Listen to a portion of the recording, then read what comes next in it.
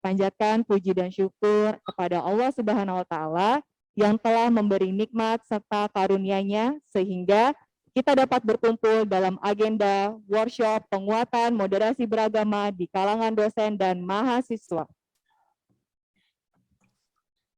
Sebelum acara dimulai, izinkan saya Nur Aini sebagai MC untuk membacakan susunan acara.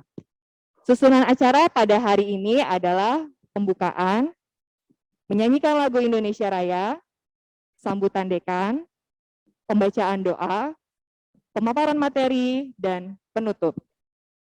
Baik, para hadirin sekalian, marilah kita membuka acara dengan membaca basmalah. Bismillahirrahmanirrahim. Acara selanjutnya adalah menyanyikan lagu Kebangsaan Indonesia Raya yang akan dipandu oleh Ibu Sri Damayanti, MSI.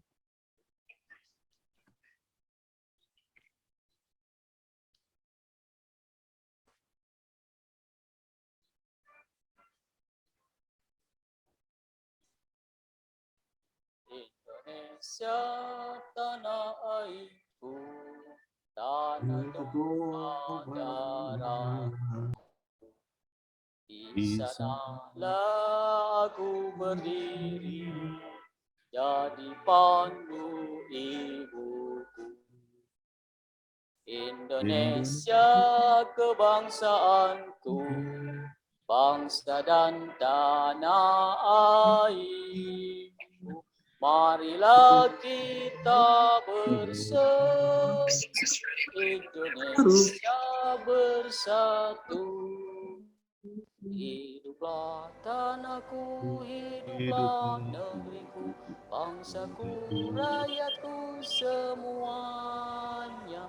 Bangunlah jiwanya, bangunlah badannya untuk Indonesia Raya.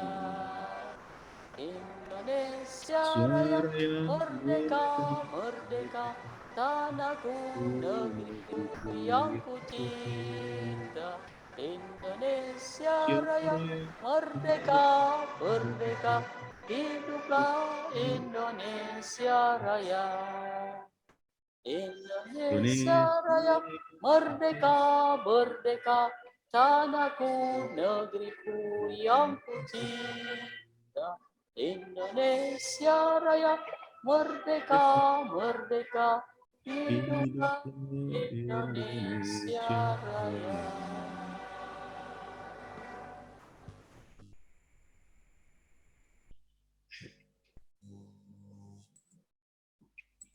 Acara selanjutnya, sambutan Bapak Dekan sekaligus membuka acara. Kepada Profesor Ahmad Ali Nurdin MA PhD, kami persilakan. Assalamualaikum warahmatullahi wabarakatuh. Alhamdulillahilladzi hadana lihada wa ma kunna linahtadiya laula an hadana Allah. Asyhadu an la ilaha illallah wahdahu la syarikalah wa asyhadu anna Muhammadan abduhu wa rasuluhu la nabiyya ba'da. Allahumma shalli wa sallim ala sayyidina Muhammad wa ala alihi wa sahbihi ajmain. Amma ba'd. Yang saya hormati Bapak Kiai Haji M. Nurjaman MSI, Bapak Habib Zaman, staf khusus Menteri Agama bidang toleransi, terorisme, radikalisme, dan pesantren. Yang saya hormati Bapak Wakil 1, Bapak Profesor Dr. Haji Rosyad Anwar MAG. Marilah kita panjatkan puji syukur. Pertama-tama marilah kita panjatkan puji syukur kehadirat ilahi yang maha gopur yang telah memberikan kita panjang umur sehingga kita bisa berkumpul. Salawat dan salam mudah-mudahan selalu tercurah limpah pada junjungan kita Nabi besar Muhammad SAW. Saya ingin mengucapkan terima kasih yang sebesar-besarnya kepada narasumber, terutama kepada Pak Stafsus yang berkenan hadir di tengah-tengah kesibukan. Tadi beliau mengatakan sedang ada di Pasuruan, saya kira sedang di tengah kesibukannya. Alhamdulillah beliau bisa hadir dalam acara penguatan moderasi beragama. Tentu ini merupakan penghargaan bagi kami di Fakultas Ilmu Sosial dan Ilmu Politik. Itu juga penghargaan dan ucapan terima kasih dan pada Bapak Profesor Dr. Rosyan Anwar, Wakil Rektor 1 bidang akademik. Ini dua-duanya saya kira alumni pesantren, Pak Habib Zaman juga dari pesantren Buntut, kalau tidak salah juga Pak Profesor Rosyan juga dari Buntut. Hari ini kita akan melakukan workshop penguatan moderasi beragama dengan dua narasumber yang cukup saya kira sudah diketahui kredibilitasnya, sangat-sangat kredibel dan sangat mumpuni di bidangnya. Karenanya mari kita sama-sama mengikuti acara ini. Acara ini penting karena kita tahu bahwa temanya adalah kebijakan dan implementasi moderasi beragama di lingkungan PTKIN. Kami di Fakultas Ilmu Sosial dan Ilmu Politik tentu menyambut baik apa yang kebijakan dari Kementerian Agama terkait dengan penguatan moderasi beragama, dan kita meminta seluruh dosen, tendik, dan juga para mahasiswa untuk mengikuti acara ini karena memang penguatan moderasi beragama ini sangat-sangat penting. Kalau kita tahu bahwa di 2 tahun terakhir ini, negara kita dipersepsikan indeks demokrasinya dianggap atau dipersepsikan sedang menurun. Saya kira salah satunya mungkin berkaitan dengan isu-isu keagamaan yang dianggap kurang mendukung demokrasi atau terjadi radikalisme dan lain sebagainya. Karenanya penguatan moderasi beragama ini penting supaya indeks demokrasi kita juga baik. Kita tahu bahwa di 10 tahun pertama reformasi 98 sampai 2008, indeks demokrasi kita sangat baik dan demokrasi kita, toleransi beragama kita dianggap dan diapresiasi oleh negara-negara di dunia. Bahkan ada sebuah disertasi yang ditulis di University of Berkeley yang dia membandingkan antara bagaimana demokrasi di Indonesia dan di Rusia. Temuan itu mengatakan bahwa dalam 10 tahun reformasi di Indonesia, indeks demokrasi kita sangat baik, toleransi sangat baik, tetapi dalam 2-3 tahun terakhir beberapa laporan dari lembaga survei itu mengatakan bahwa indeks demokrasi kita sedang kurang baik. Karenanya saya kira ini adalah salah satu upaya dari kita semua untuk menyadarkan kita semua bahwa perlunya moderasi beragama. Saya tidak ingin panjang lebar karena saya justru ingin belajar dari dua narasumber ini terkait dengan bagaimana kebijakan dan implementasi moderasi beragama di lingkungan PTKIN sehingga kita sebagai masyarakat Indonesia semakin moderat dalam beragama, semakin mencintai tanah air, kebangsaan dan kenegaraan serta nasionalisme kita menjadi lebih baik. Sekira itu saja. Sekali lagi terima kasih kepada dua narasumber yang sudah berkenan hadir pada kesempatan pagi hari ini. Dan saya mengucapkan sekali lagi terima kasih yang sebesar-besarnya.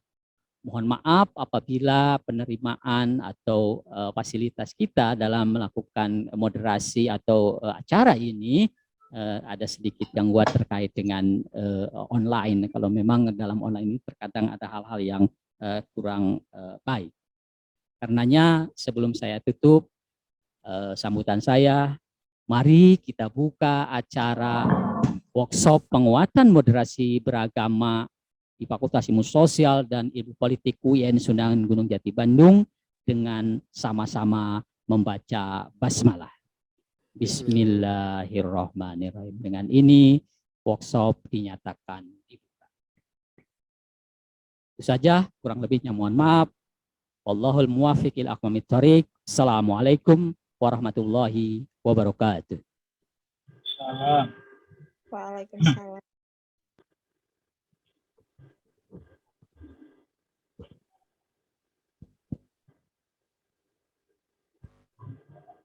Acara selanjutnya, pembacaan doa oleh Bapak Faisal Fikri, SSMAG. Kepada Bapak Faisal, kami persilahkan.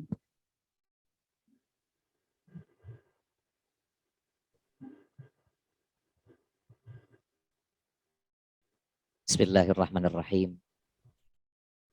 Allahumma sholli ala Muhammad wa ala alihi wa sahbihi ajmain. Amin. Alhamdulillahi rabbil alamin. Hamdan syakirin. Hamdan na'imin. Hamdan yuafi ni'am wa yukafi mazidah. Ya Rabbana lakal hamdu wa 'azimi sultan. Allahumma ighfir lana dhunubana wa dhunuba abaina wa jami'al muslimina wal muslimat wal mu'minina wal mu'minat. Allahumma inna nas'alukal huda wat tuqa wal afaf wal ghina. Allahumma inna nas'alukal afa wal afiyah wal mu'afati daimati fid din wad dunya wal akhirah. Rabbana wa taqabbal minna jami'a a'malina. Rabbana atina fid dunya hasanah wa fil akhirati hasanah wa qina adzaban nar. Walhamdulillahi rabbil alamin. Al-Fatihah.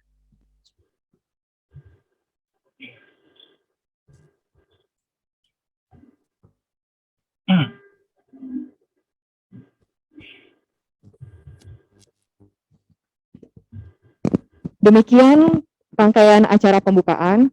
Kini tiba saatnya kita memasuki acara inti, yaitu pemaparan materi dengan tema kebijakan dan implementasi moderasi beragama di lingkungan PTKIN. Sebelum itu, izinkan saya untuk dapat membacakan profil moderator terlebih dahulu. Moderator kita pada pagi hari ini adalah Bapak Asep Muhammad Iqbal, PhD. Beliau merupakan dosen sosiologi sekaligus Direktur Center for Asian Social Science Research, Visip UIN Sunan Gunung Jati, Bandung. Beliau juga merupakan Ketua Editor Journal of Asian Social Science Research dan Jurnal Ilmu Sosial dan Ilmu Politik. Bapak Asep Muhammad Iqbal meraih gelar PhD di Asian Studies Murdoch University, Australia. Beliau aktif menjadi reviewer, peneliti, serta telah banyak menerbitkan tulisannya di bidang sosiologi, media, dan agama. Baik, untuk acara selanjutnya, langsung saja saya serahkan kepada Bapak moderator kita, yaitu Bapak Asep Muhammad Iqbal. Kepada Bapak Asep, kami persilahkan.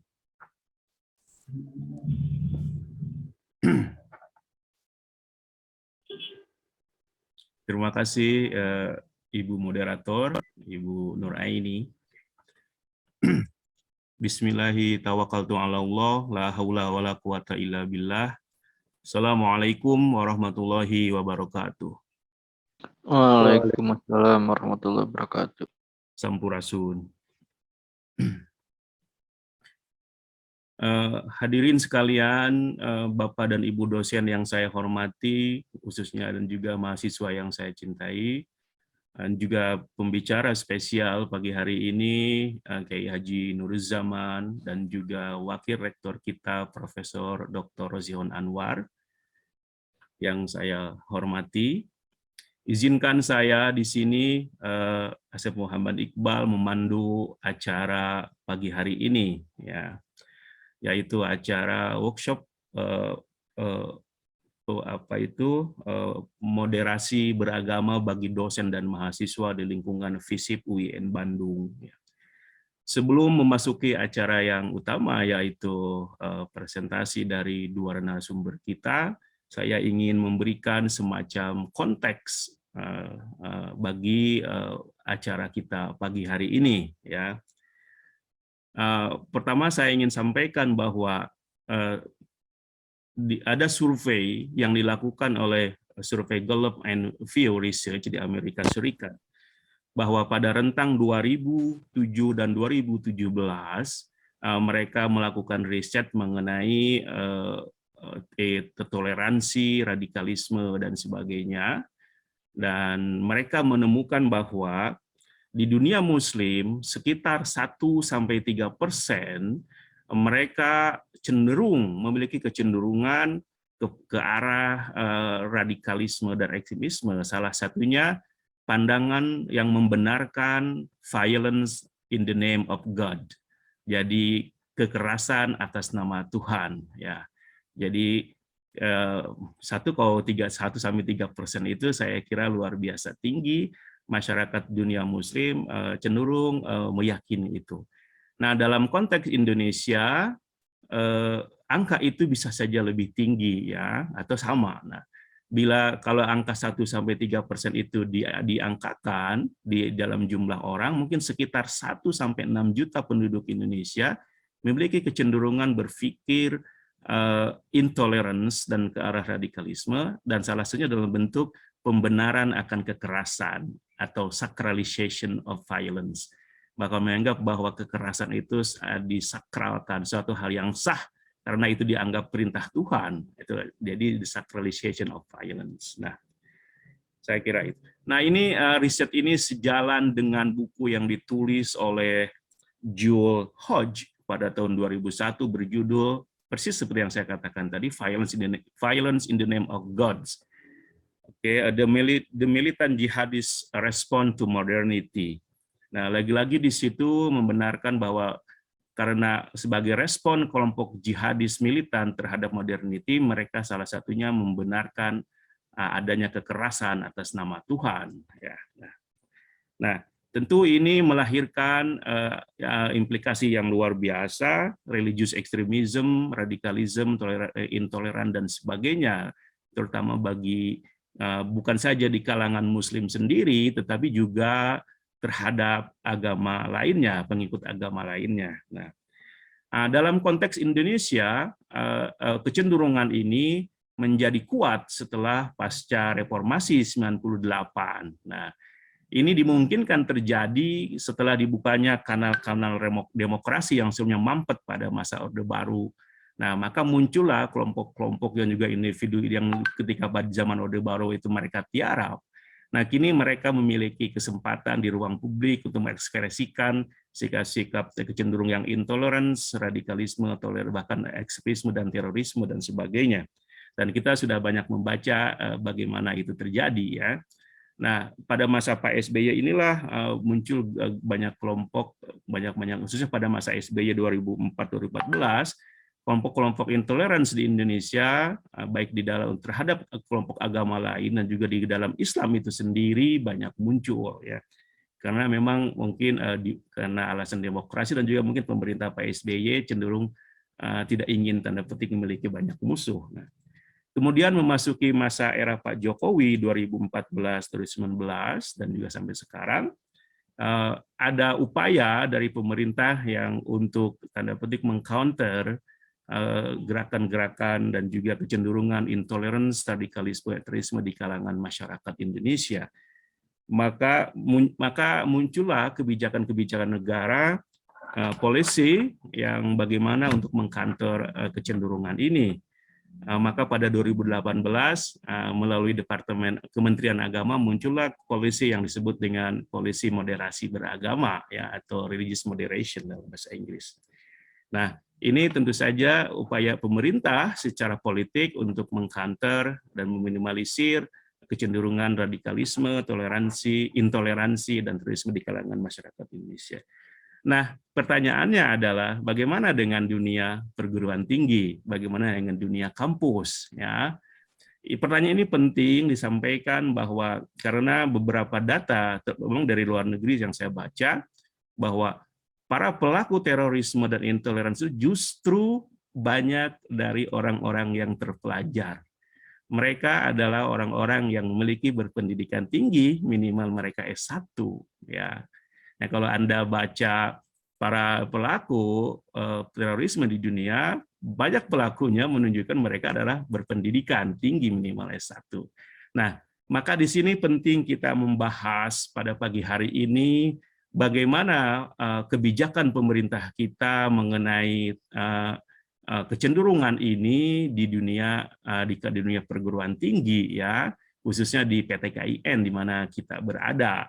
Nah, mengapa polisi ini penting dan adakah kebijakannya dan bagaimana, dan sejauh ini bagaimana implementasi dari kebijakan ini. Nah, saya kira ini adalah topik yang sangat menarik dan penting kita sebagai orang yang ada di dalam kampus, baik itu dosen dan juga mahasiswa untuk mengetahui dan memahami ini. Nah, untuk membahas konteks ini telah hadir dua orang yang sangat tepat, yang sangat mumpuni dan saya kira sangat kredibel untuk membahas topik ini. yaitu saya ingin memperkenalkan kepada hadirin sekalian yang pertama Kiai Haji Muhammad Nuruzzaman. Beliau adalah yang kedua adalah Profesor Rosihun Anwar. Ya, saya ingin memperkenalkan secara singkat kepada hadirin sekalian profil dari dua narasumber kita pagi hari ini. Yang pertama, Kiai Haji Muhammad Nuruzzaman. Beliau adalah lahir di Cirebon, ternyata ya, masih satu provinsi dengan kita, ya.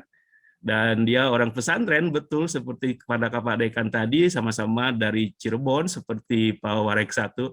Tapi mungkin beda pesantrennya ya, kalau nggak salah ya, Pak Nuruzzaman. Sama juga. Oh sama. Ya. Oke ya. Oke. Nah.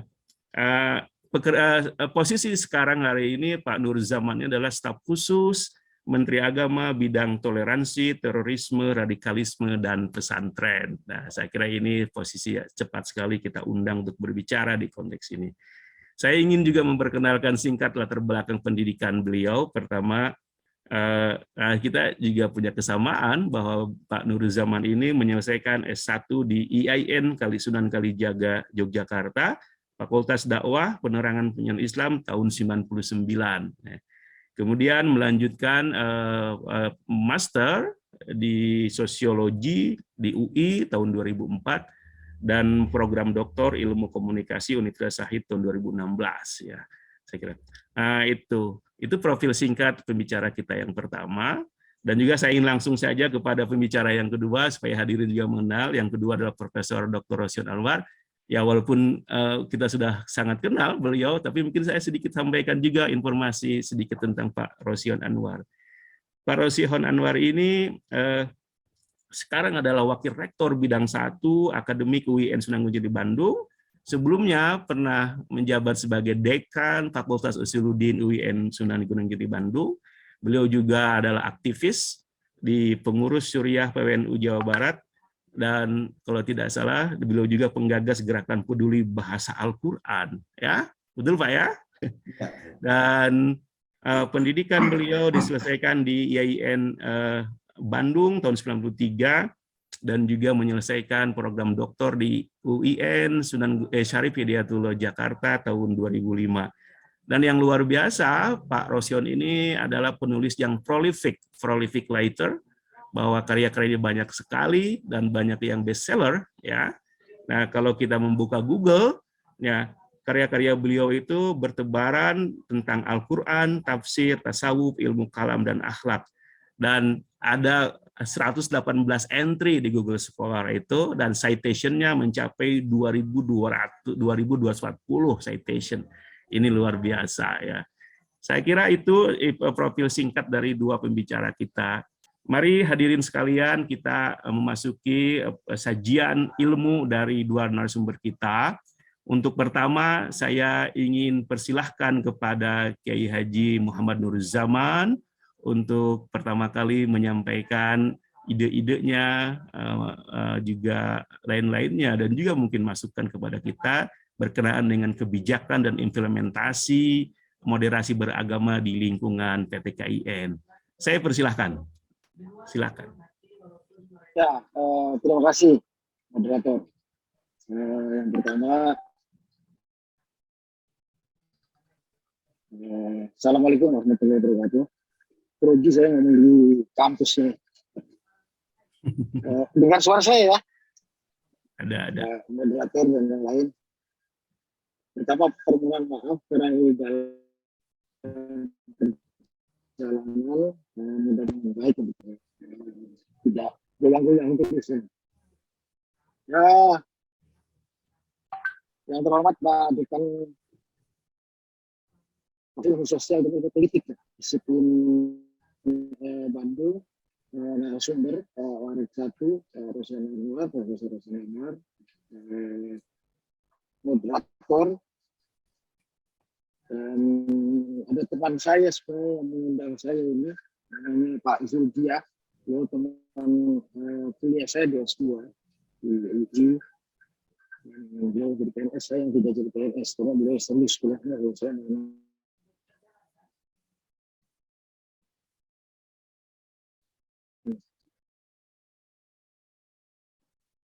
kasih kesempatannya. Ini tidak bergerak. Tidak ada semua.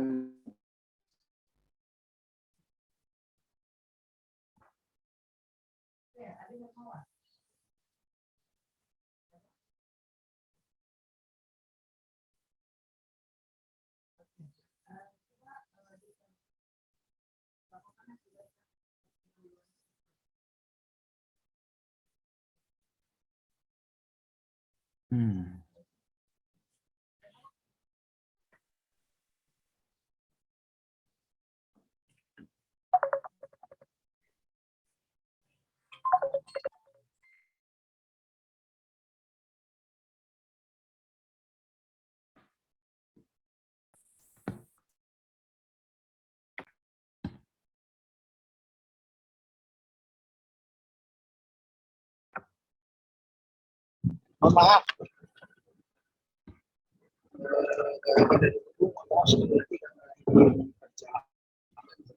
Sinyalnya putus-putus. Saya akan mulai dan langsung saja. Apa pendengar suara saya? Ya. Suaranya hilang, timbul tenggelam ya. Iya. Mohon maaf sekali lagi, ini ada di perjalanan, mudah-mudahan sebentar ini sampai sih sebenarnya untuk bisa saya berhenti dan bicara lebih santai. Pertama tentu saya mengucapkan terima kasih kesempatannya untuk bisa diajak diskusi di workshop moderasi beragama di kampus UIN Bandung ini. Karena ini adalah kesempatan yang menarik menurut saya untuk menyampaikan tentang apa yang yaitu moderasi beragama sebagai program prioritas Menteri Agama. Ada 7 kalau tidak salah program prioritasnya, moderasi beragama menjadi salah satu program prioritas Menteri Agama. Selain revitalisasi KUA, kemandirian pesantren, kemudian tahun toleransi, digitalisasi, kemudian ada TPIN, IC, Islamic Cyber University, dan lain-lain. Nah, yang menjadi payung sebenarnya adalah moderasi beragama. Dan alhamdulillah sudah direspon oleh istana yang sebenarnya akan dikeluarkan perpresnya tentang penguatan moderasi beragama. Jadi nanti moderasi beragama ini, penguatan moderasi beragama ini tidak hanya menjadi isu, tetapi juga akan menjadi kegiatan dan program di seluruh kementerian dan lembaga yang ada di pemerintahan, tidak hanya Kementerian Agama, tetapi seluruhnya. Gitu. Yang kedua, saya tentu harus menjelaskan soal moderasi beragama, karena ada beberapa pihak yang menganggap moderasi beragama ini, itu yang pertama adalah dianggap hanya untuk umat Islam. Yang kedua, pesanan Barat dalam tanda petik. Ini yang selalu muncul dan dinarasikan oleh yang tentu yang tidak suka dengan apa yang sedang dilakukan oleh pemerintah dalam melakukan penguatan kehidupan beragama dan berbangsa lebih baik. Nah, moderasi beragama sendiri sebelum masuk apa itu moderasi beragama tentu memiliki dasar dan latar belakang kenapa moderasi beragama ini dijadikan sebagai program prioritas nasional bahkan dan masuk RPJMN dan kemudian akan menjadi kegiatan yang akan dilakukan oleh seluruh kementerian dan lembaga. Yang pertama yang melandasi munculnya moderasi beragama adalah berkembangnya cara pandang sikap dan praktek beragama yang berlebihan atau ekstrim, yang mengesampingkan martabat kemanusiaan. Jadi kita juga harus sadar dan jujur bahwa di tengah-tengah masyarakat kita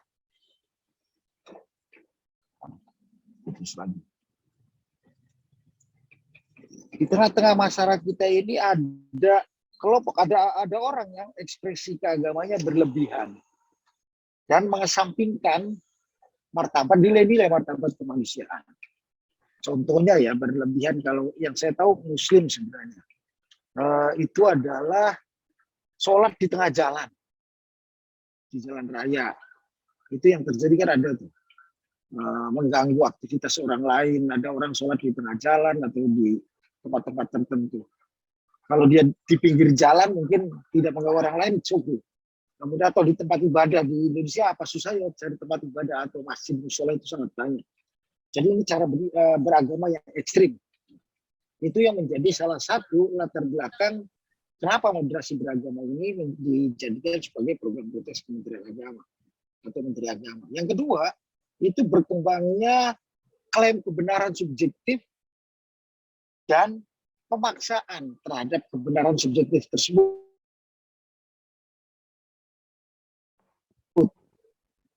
yang kemudian dipengaruhi oleh kepentingan ekonomi politik yang berpotensi memicu konflik. Jadi ada pihak-pihak juga di dalam di masyarakat agama ini atau di masyarakat Indonesia ini yang mengklaim paling benar sendiri dan selain kelompoknya atau selain dirinya adalah salah. Nah, ini fakta dan terjadi.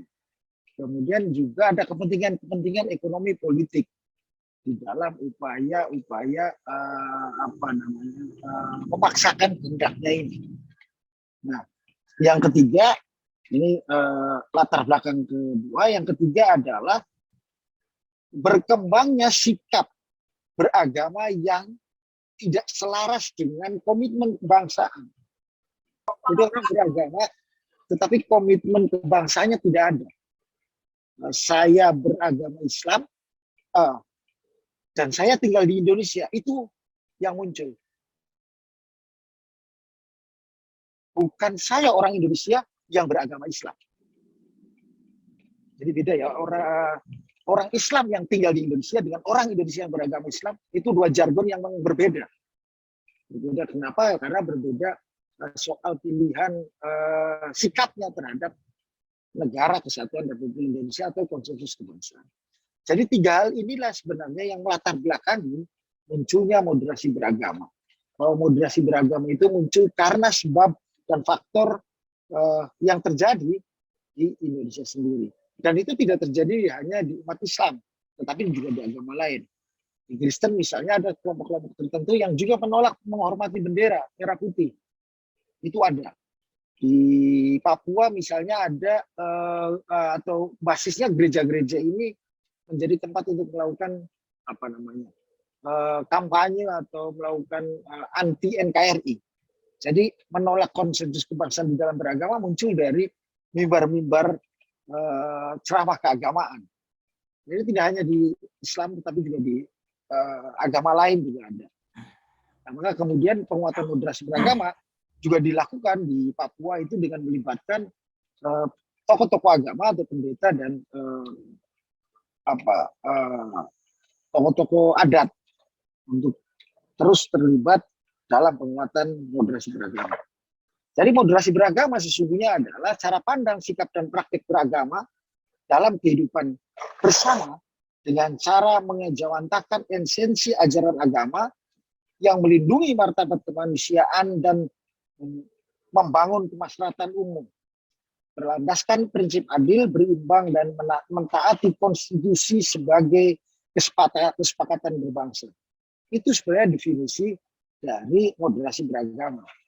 Kemudian, apa indikator dari moderasi beragama? Minimal dalam peta jalan penguatan moderasi beragama ada 4 indikator yang menjadi acuan dari moderasi beragama. Yang pertama adalah orang beragama dianggap moderat atau memiliki sikap toleran. Moderat itu adalah yang pertama adalah dia memiliki komitmen berbangsa atau komitmen kebangsaan yang kuat.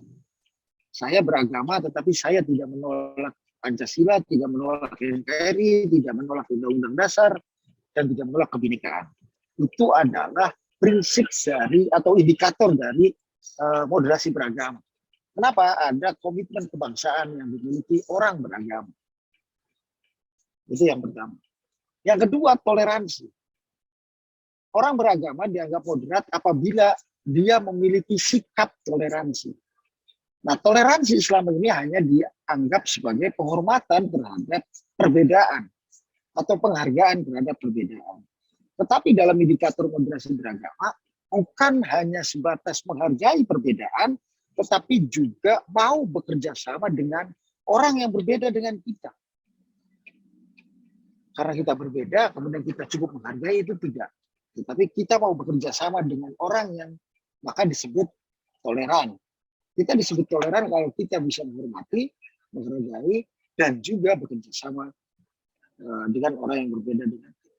Itu yang kedua. Yang ketiga adalah anti kekerasan. Orang beragama dan menolak kekerasan. Kita boleh berbeda dengan orang lain, baik itu secara opini, gagasan, atau pandangan, termasuk sikap politik sekalipun. Tetapi kemudian kekerasan tidak menjadi pilihan dalam ekspresi kita ketika kita berbeda dengan orang lain. Kita baru saja 1-2 hari ini dipertontonkan oleh orang-orang yang melakukan kekerasan dengan cara-cara biadab terhadap orang, ya, karena perbedaan pilihan politik atau sikap politik. Yang terjadi kemarin misalnya di demonstrasi di DPR RI itu ada kekerasan pemukulan salah seorang dosen Universitas Indonesia oleh kelompok tertentu, dan kemudian dengan meneriakkan atau melakukan tindakan kekerasannya itu dengan meneriakkan jargon-jargon agama, dengan teriakan Allahu Akbar, La ilaha illallah, dan lain-lain. Ini kan menurut saya tidak bisa ditolerir, ya, sikap-sikap seperti itu yang bukan hanya tidak baik, yang tiada, dan itu masih ada atas nama agama lagi. Nah, moderasi beragama itu adalah menolak kekerasan atas nama apapun, termasuk agama. Yang terakhir, yang keempat adalah penerimaan terhadap tradisi. Jadi orang moderat itu adalah orang yang menerima tradisi dan budaya yang tentunya tidak bertentangan dengan prinsip-prinsip dan ajaran agama, prinsip-prinsip dan ajaran agama. Nah, ini yang dimaksud dengan sikap penghargaan terhadap tradisi. Nah, ini 4 indikator ini akan menjadi poin dalam melihat, bahkan nanti ada di Kementerian Agama kita akan membuat indeks moderasi beragama tentunya, dan kita juga Senin kemarin melakukan presentasi di Pendis. Setiap Senin kita melakukan rapim dengan seluruh eselon 2 dan dirjen di pendidikan Islam terkait pemetaan yang dilakukan oleh oleh teman-teman staf khusus di perguruan tinggi, baik itu dosen maupun siswanya, dan kita menemukan banyak hal yang menarik. Nanti kita bisa Pak Rektor sebenarnya bisa mengundang kita untuk mempresentasikan dengan beberapa struktur yang ada di UIN Bandung, ya, apa yang terjadi, dan kita bisa sampaikan apa yang terjadi di UIN Bandung tentang sikap beragama dan berbangsa.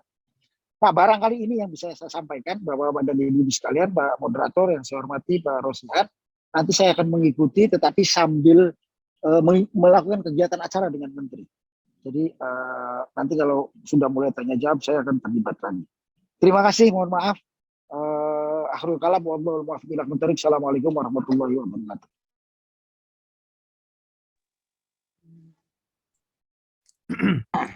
Terima kasih Pak Nur Zaman atas sajiannya. Saya kira kita sudah menangkap beberapa ide penting mengenai kebijakan pemerintah Indonesia, khususnya melalui Kementerian Agama mengenai moderasi beragama ini, ya. Saya tidak akan menyimpulkannya. Nanti kita akan elaborasi apa yang saya sampaikan tadi pada sesi diskusi, ya, dan beliau bersedia untuk hadir kembali. Baik hadirin sekalian, mari kita sambut dengan gembira sajian atau presentasi dari pembicara kita yang kedua, yaitu Profesor Rosihon Anwar, untuk menyampaikannya ide-ide gagasannya mengenai kebijakan dan implementasi moderasi beragama di PT KIN. Saya persilahkan, Pak. Mungkin Bapak punya waktu sekitar 30 menit ke depan, Pak, ya. Baik, terima kasih Pak Moderator, Pak Asyaf Iqbal. Bismillahirrahmanirrahim. Assalamualaikum warahmatullahi wabarakatuh. Alhamdulillahirabbil alamin. Wassalatu wassalamu ala asyrafil anbiya'i wal mursalin sayyidina wa maulana Muhammadin wa ala alihi wa sahbihi ajma'in, amma ba'd. Yang kita hormati bersama Pak Stafsus, Pak Kiai Nurjaman, ya, Pak Dekan beserta reng-rengan di Fakultas FISIP, beserta para dosen dan para mahasiswa tentunya, dan para hadirin yang hadir di Zoom yang saya hormati. Senang saya bisa hadir khususnya dalam konteks pembicaraan moderasi beragama. Saya sering bicara di FISIP, tapi tentang moderasi saya kira ini ya. Kita sudah mendengar tadi dari Pak Stafsus tentang banyak hal ya. Kira kita tadi mendengar bahwa salah satu program prioritas Kementerian Agama adalah penguatan moderasi beragama. Pak Asep dan Pak Dekan tadi sudah menjelaskan pula ya akar persoalan moderasi beragama, dan beberapa survei. Kira ini sangat penting ya untuk menjelaskan konteksnya ya. Konteks pembicaraan kita tentang moderasi beragama khususnya di lingkungan PTKIN. Saya juga ingin menegaskan bahwa bagi kita umat Islam sesungguhnya hidup beragama secara moderat itu adalah esensi dari keberagamaan itu sendiri. Jadi Islam itu pada dasarnya adalah moderat. Ya. Jadi ketika kita menjelaskan atau mendapatkan himbauan untuk beragama secara moderat, sesungguhnya kita kembali kepada jati diri Islam itu sendiri sebagai agama yang moderat. Nah, tugas saya di sesi yang kedua, saya kira tidak bicara tentang apa itu moderasi beragama. Ya. Pak Stafsus tadi sudah menjelaskan secara baik ya tentang hakikat moderasi beragama, tentu secara global. Dan secara tafsiri, secara luas, literasi tentang moderasi beragama itu sudah sangat banyak sekali ya, tinggal kita buka. Dan saya patut bersyukur bahwa pada tahun 2022 ini, ya, dari 2021 dan berlangsung sampai 2022 ini, saya menjadi salah satu anggota yang ditunjuk oleh Kementerian Agama untuk menyusun moderasi beragama dalam perspektif Al-Quran. Jadi nanti kita punya tafsir, ya, tafsir tematik tentang moderasi beragama yang dikeluarkan oleh Kementerian Agama. Jadi harapannya nanti setiap berbicara tentang moderasi beragama dalam konteks Kementerian Agama, maka rujukan nakliyahnya merujuk kepada buku yang disusun oleh tim ini ya. Jadi ada banyak tim di situ, ada dari Kementerian Agama tentu, dan dari beberapa perguruan tinggi, dan saya mungkin mewakili dari UIN Bandung untuk menulis itu. Baik, karena waktunya nggak lama ya, saya akan lebih fokus kepada bagaimana implementasi atau kebijakan implementasi moderasi beragama di UIN Bandung ya. Karena untuk PTKIN tadi Pak Stafsus sudah menjelaskan, saya akan share. Ini ya, mulai dari awal.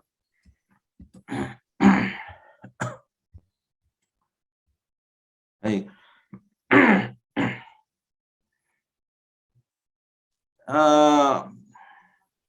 Saya sebagai yang diamanahi ya oleh Pak Rektor untuk membidangi atau mengurus ya atau mengkoordinasi tentang rumah moderasi beragama, mungkin saya ingin memaparkan saja informasi-informasi terkait dengan kebijakan UIN Sunan Gunung di Bandung terkait dengan pengarus utamaan moderasi beragama di UIN Bandung ya. Sebelumnya jauh sebelum ini, sekitar tahun 2017-an ya, tahun 2017-an, ketika saya jadi dekan di Fakultas Usuluddin, itu UIN Bandung sudah mendeklarasikan Islam moderat. Dulu kita maaf. Dulu kita terminologi yang dipakainya itu Islam moderat. 2017 kita dulu di Fakultas Usuluddin sudah mendeklarasikan tentang Islam moderat. Ya. Jadi UIN Bandung itu 2017 sudah mencoba mengutamakan Islam moderat yang alhamdulillah ya kemudian sekarang menjadi kebijakan bersama untuk moderasi beragama. Saya ingin mengingatkan ini ada kampus kita ya. Kampus kita, kampus yang kedua, kampus 2 ya, yang ada di Soekarno Hatta. Jadi apa namanya, kampus yang saya kira amat kita banggakan, amat kita cintai. Selanjutnya, nah, kita juga ingin mengingatkan bahwa kita hidup di Indonesia dalam konteks yang sangat teragam ya, berbagai macam suku, berbagai agama, keragaman kita dapatkan di Indonesia ya. Jadi kita hidup di negara yang bukan satu komunitas, tapi banyak komunitas ya. Suku bangsanya banyak, agamanya banyak. Kira ini kita bisa menangkap bahwa moderasi beragama itu sangat tepat untuk harus utamakan dan diimplementasikan, khususnya ketika melihat keragaman agama di Indonesia. Ya.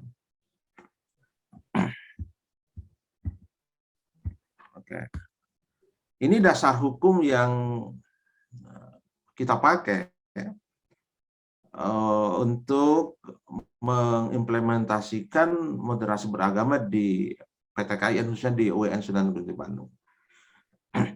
Jadi PTKIN itu artinya perguruan tinggi keagamaan Islam negeri ya. Jadi perguruan tinggi negeri Islam di Indonesia ya.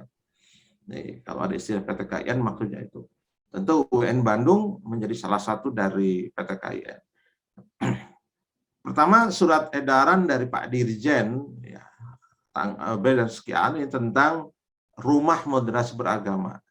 Melalui surat edaran ini kira sebagai implementasi dari program prioritas Kementerian Agama, ya, juga menjadi prioritas pemerintah, menjadi RPJM, moderasi beragama menjadi RPJM ya, program RPJM. Nah, di surat edaran ini kita semua kampus PTKIN itu wajib untuk mendirikan rumah moderasi beragama. Di rumah moderasi atau RMB ini kita dirikan sebagai pusat ya, pusat kajian, pusat sosialisasi atau pusat pengaduan harapannya ke depan terkait dengan moderasi beragama di UIN Bandung dan di lingkungan Bandung, khususnya tentu di Jawa Barat dalam level demografisnya. Lalu kemudian Pak Rektor melalui surat tugas membentuk tim perumus rumah moderasi beragama UIN Sunan Gunung Bandung. Jadi rumah moderasi beragama sekarang sudah ada strukturnya, ada direktur, ada wakil direktur, dan ada struktur ke bawahnya sesuai dengan template yang diberikan oleh kementerian. Lalu kemudian berikutnya Pak Rektor juga sudah mengeluarkan surat keputusan ya nomor 276 terkait dengan ya pengurus ya.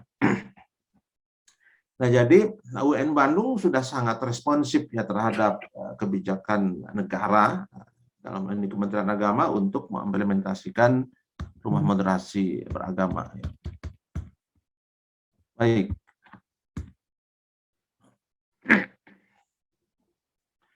Surat edaran Pak Dirjen ini kira-kira ada 3 isinya ya. Saya perlu menginformasikan. Pertama, bagaimana menjadikan moderasi beragama sebagai landasan bersikap. Tadi Pak Stafsus sudah menjelaskan ya, tentang bagaimana sebagai umat yang beragama, kita harus bersikap secara moderat dengan deskripsi yang tadi sudah dijelaskan, ini sangat bagus. Lalu kemudian, akhirnya landasan berpikir dulu mestinya. Landasan berpikir kita harus moderat. Mindset kita tentang keragaman itu juga harus sudah moderat. Sebab landasan berpikir itu kan sebenarnya sama seperti kacamata. Kalau kacamata itu sudah hitam, maka objek yang kita lihat itu hitam semua. Jadi kalau mindset, cara berpikir kita tentang keragaman itu sudah moderat, tentu sikap beragama kita pun akan moderat, ya. Kira itu sudah konsekuensi seperti itu. Lalu kemudian di surat edaran itu tentang rumusan kebijakan dan program seluruh stakeholder Kementerian Agama. Jadi saya kira ini hanya mengulas yang tadi disampaikan. Waktu itu Pak Direktur, ya, karena saya menyinggung ini karena dulu Pak Direkturnya Pak Askal, ya, sekarang udah berganti. Ada 5 kira arahan, ya, sebagai terjemahan dari surat Pak Dirjen itu. Jadi pertama, penyemaian, edukasi, pendampingan, pengaduan, dan penguatan. Yang pertama penyemaian. Tentu nanti UIN Bandung itu tempat menyemai moderasi beragama, menanam. Kalau menyemai itu termasuk juga di dalamnya adalah kurikulum yang dikembangkan atau yang disajikan di kampus kita itu tentu kurikulum yang sudah sangat adaptif atau kurikulum yang sudah menyerap, ya, nilai-nilai dari moderasi beragama. Dan tentu penyemaian itu harus sudah nampak dalam sikap keberagamaan semua sivitas akademik UIN Sunan Bandung. Ya, tentu mulai dari pimpinan, mahasiswa itu mesti untuk mencerminkan sikap-sikap yang moderat. Saya kira tadi bagus, ya, apa yang disampaikan oleh Pak Stafsus. Beliau sudah menyusun tentang indikator-indikator itu, termasuk juga tadi informasi tentang evaluasi mungkin, ya, tentang bagaimana sikap keberagamaan di UIN Bandung. Mungkin perlu juga nanti kita undang, ya, oleh universitas beliau untuk menyampaikan itu. Termasuk juga indeks keberagamaan. Indeks keberagamaan itu juga saya kira yang saya tahu itu di Litbang itu sudah ada rumusannya, sehingga ke depan kita bisa menilai indeks keberagamaan atau indeks moderasi beragama di setiap fakultas itu seperti apa, ya. Jadi nanti mungkin FISIP indeksnya nanti berapa, kemudian rektorat berapa, termasuk juga sampai kepada unit-unit terkecil. Ini yang mulai kita pikirkan, ya, di rumah moderasi beragama. Kemudian edukasi, tentu pendampingan. Pendampingan ini bisa internal, bisa ke eksternal, ya. Kemudian pengaduan. Ya, kita harap nanti rumah moderasi beragama UIN Bandung itu menjadi pusat pengaduan terkait dengan sikap keberagamaan di Jawa Barat. Nah, tentu tugas ini tugas yang sangat kompleks. Kita harus menyediakan perangkat dan segala. Tapi kita sudah mengarah ke sana, ya. Oke, kemudian penguasaan atau wacana gerakan moderasi beragama di kampus PTN. Oke lah, kita lanjut. Ini adalah potret ketika UIN Bandung begitu responsif, ya, begitu mendapat instruksi dari Pak Dirjen untuk meresmikan rumah moderasi beragama. Dalam pengamatan kita UIN Bandung menjadi kampus yang pertama kali meresmikan rumah moderasi beragama di lingkungan PTKIN. Tepatnya tanggal 26 November tahun 2019, waktu itu Menteri Agamanya Pak Jenderal TNI Purnawirawan Fahruzi, ya, beliau yang meresmikan rumah moderasi beragama, dan lokasinya ada di kampus 3, ya. Jadi teman-teman mahasiswa misalnya kalau pengen tahu silakan datang ke rumah moderasi beragama di kampus 3 di Cileunyi, ya. Bisa berkunjung ke sana. Kita lanjut. Nah, ini rumah madrasah beragama di Kapus 3 ya, dilihat dari atas. Ini kantor kantor pusatnya rumah madrasah agama. Lalu kemudian ini asrama. Biasanya nanti kita akan siapkan di sini ada kamar-kamar, ada banyak kamar untuk melakukan pelatihan moderasi beragama untuk level mahasiswa. Karena kita punya kebijakan semua mahasiswa baru itu, kemudian juga dosen PNS baru itu harus mengikuti pelatihan moderasi beragama. Kalau mahasiswa, kira fakultas-fakultas sudah melakukan tugas dengan baik ya terkait dengan itu. Kemudian kita lanjutkan.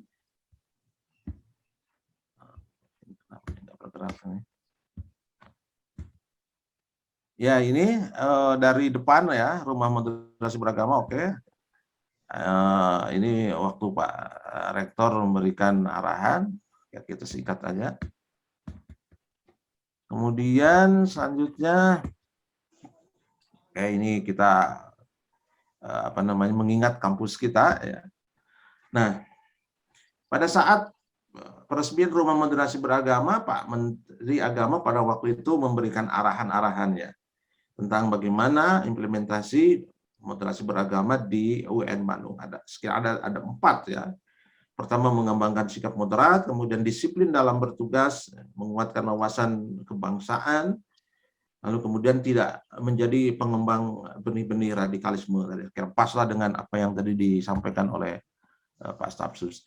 Nah, lalu kemudian kita mengembangkan rumah moderasi beragama UIN Bandung, mengembangkan 5 prinsip moderasi beragama UIN Sunan Gunung Jati Bandung. Jadi 5 prinsip ini harus menyerap, harus masuk nilai-nilai ini pada semua aspek-aspek yang terkait dengan tadi itu, mulai penyemaian, edukasi, dan selanjutnya, termasuk juga ke dalam kurikulumnya. Tentu saya tidak akan menjelaskan secara rinci ini. Ya, pertama, wasatiyah atau sikap tengah, tidak ekstrem ke kanan atau ekstrem ke kiri, itu bagaimana itu implementasinya.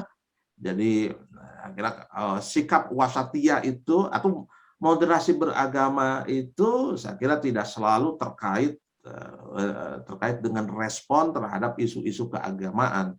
Moderasi beragama juga bisa terimplementasi dalam sikap kita sehari-hari. Boleh jadi bagaimana sebenarnya dosen merespon perkembangan yang ada di kelas. Tentu itu juga sikap wasatiyah itu perlu juga untuk diwujudkan. Tentu juga isu-isu keagamaan penting juga. Tapi saya ingin menekankan bahwa moderasi beragama tidak selalu terkait dengan isu-isu keagamaan ya, tapi dalam sikap-sikap, termasuk juga misalnya hal-hal yang sederhana, cara kita berpakaian, itu tentu harus wasatiyah, tidak berlebih-lebihan. Lalu kemudian tasamu, ini terkait dengan bagaimana kita merespon keragaman, ya, tentu keragaman dalam segala hal, ya. Budaya, sikap keberagamaan, tradisi, termasuk juga keragaman sikap-sikap mahasiswa di kelas gitu. Tentu mahasiswa, dosen harus toleran terkait dengan itu. Dalam isu keagamanya tentu juga dengan keragaman sikap keagamaan di masyarakat ya. Oke, kemudian lanjut. Kemudian yang ketiga, musyawarah atau ya egaliter, tidak diskriminatif. Akhirnya ini nilai yang penting. Lalu adalah aspek keadilan, terbuka dan dinamis. Moderasi beragama ini juga harus terbuka terhadap pendapat orang lain ya. Lalu kemudian juga harus dinamis dalam merespon. Kalau dalam konteks di kelas ya mungkin ya, kalau dosen terbuka, dinamis dalam menghadapi sikap mahasiswa, atau dalam isu-isu keagamaan tentu terbuka dengan pandangan-pandangan. Jadi tidak ada kalau terus klaim kebenaran tunggal, tapi kita juga harus menghormati keragaman yang ada di luar kita. Itu maksud dari lima sikap itu ya. Oke, kita cepat aja. Nah, jadi kira-kira kalau kita petakan seperti ini ya, implementasi moderasi beragama di UIN Bandung. Jadi pertama dari atas kita punya paradigma Wahyu Memandu Ilmu, kemudian itu menjadi rujukan dalam rumuskan tentang moderasi beragama di rumah moderasi. Dia nanti akan menyemai atau mengedukasi aspek pihak internal, mulai dosen, mahasiswa, dan tenaga kependidikan. Dipastikan semua ini nanti akan mendapatkan penyemaian edukasi terkait dengan moderasi beragama, lalu ke eksternalnya tentu ke masyarakat. Warahmatullahi wabarakatuh. Lalu kemudian nanti pembangunan. My friend. Okay. Hello everyone. Oke, lalu kemudian kebijakan penguatan moderasi beragama pada kurikulum di UIN Sunan Bandung. Nah, ini kebijakan ya, ini terkait dengan kebijakan. Kita menetapkan moderasi beragama sebagai mata kuliah MKDU, tapi tidak menjadi mata kuliah tersendiri. Kita menggunakan metode insersi atau diselipkan, dititipkan ya. Implementasi 5 prinsip moderasi beragama ini dititipkan pada beberapa mata kuliah tertentu di program S1, S2, dan S3. Jadi di setiap mata kuliah kita tahu ada capaian pembelajaran, ya, dan nanti kita masukkan, dititipkan 5 prinsip moderasi beragama itu pada capaian-capaian tersebut ya. Jadi tidak menjadi mata kuliah tersendiri.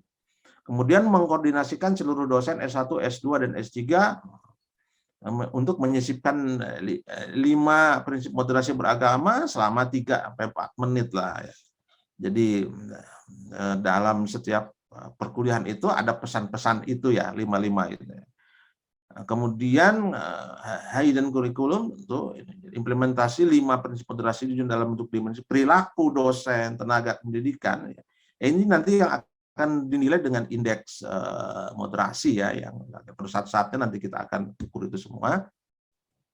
Ini ada beberapa pendukung rumah moderasi beragama di UIN Bandung. Ya, kita sudah menyusun buku saku dan buku pintar untuk seluruh mahasiswa baru terkait dengan moderasi. Setiap mahasiswa baru pasti mendapatkan buku saku itu ya. Lalu kemudian kita juga punya modul moderasi beragama. Ini dulu 2020, sekarang sudah selesai ya, sudah dicetak. Ini yang menjadi rujukan setiap kita melakukan pelatihan-pelatihannya. Kemudian penguatan moderasi beragama bagi pimpinan, rektorat, dan selanjutnya pelatihan dosen, ya, kita sudah lakukan. Ini melalui wawasan keberagaman, pedagogik, integrasi. Kemudian penguatan moderasi beragama pada lembaga mahasiswaan, ya, ini dilakukan oleh Pak Warek 3 dan unit-unitnya. Bekerja sama dengan berbagai instansi moderasi beragama, kita sudah bekerja sama dengan berbagai instansi, dengan Kemenag Jawa Barat, gitu ya, dan beberapa pihak. Oke,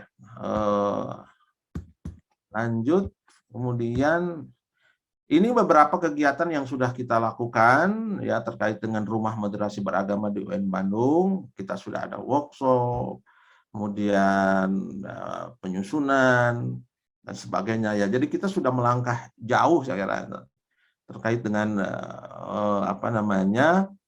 melanjutkan kebijakan Kementerian Agama terkait moderasi beragama ini.